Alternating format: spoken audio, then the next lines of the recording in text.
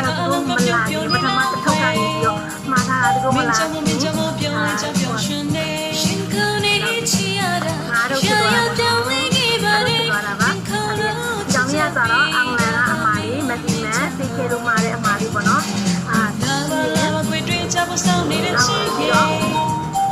လက်ပတ်တာပေါ့နော်လက်ပတ်တာကတော့တောင်ကြရိုးတုံးလို့မြန်နေလို့မှားတာပါ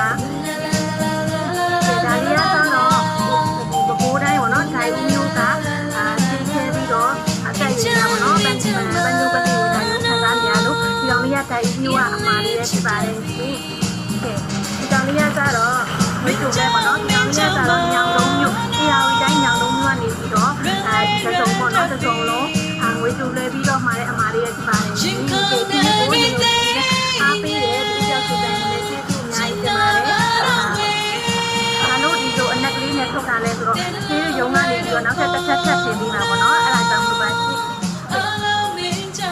လိုမျိုးရုံရုံကြည့်ကြည့်နဲ့အများကြီးအားပေးလို့ကျေးဇူးအများကြီးတင်ပါတယ်ဒါတွေမဟုတ်သေးဘူးနေမျိုးဒီဆိုင်မှာပေါ့နော်ဆိုင်မှာဒီလာဝဲတာဒီချီရဲ့မက်ဆီမိုင်ရဲ့စမတယူရဲ့သက်ဆုံး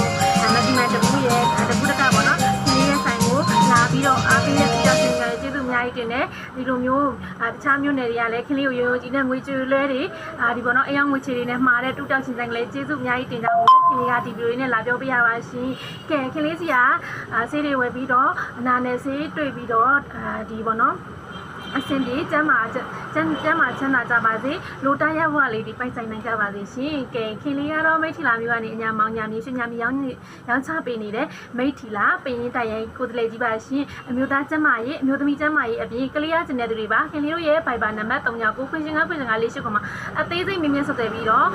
ဆွေးနွေးတိုင်ပင်နိုင်ပါတယ်နော်တခြားမျိုးနေရဆိုလို့ရှိရင်ခင်တို့အေးအောင်ငွေချေမျိုးအေးအောင်ငွေချေရတဲ့မျိုးတွေဆိုရင်အေးအောင်ငွေချိုးပေးဖို့တယ်အေးအောင်ငွေချေမရတဲ့မျိုးတွေဆိုရင်တော့ကားဂိတ်တင်ငွေချိုးလဲလေးနဲ့ပို့ပေးပါတယ်ရှင်တချို့မျိုးနေဆိုဒလီက9000လေးတော့ကြိုးကောက်ပါတယ်ရှင်ဒီပနိုင်ငံတွေဖြစ်တဲ့ထိုင်းမလေးစင်ကာပူလာအို USA ဩစတြေးလျကနေဒါ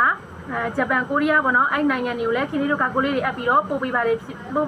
ခင်လေးရဲ့ဖုန်းနံပါတ်ငွေလဲနံပါတ်ဒီ39ခွန်ရှင်9ခွန်ရှင်9လေးရှိခွန်ဒီတလုံးနာကင်ပါတယ်ရှင်ငွေလဲကန်ဒီဖုန်းဆက်ပြီးတော့မှာယူအပ်ပေးနိုင်ပါတယ်ကျေးဇူးအများကြီးတင်ပါတယ်ရှင်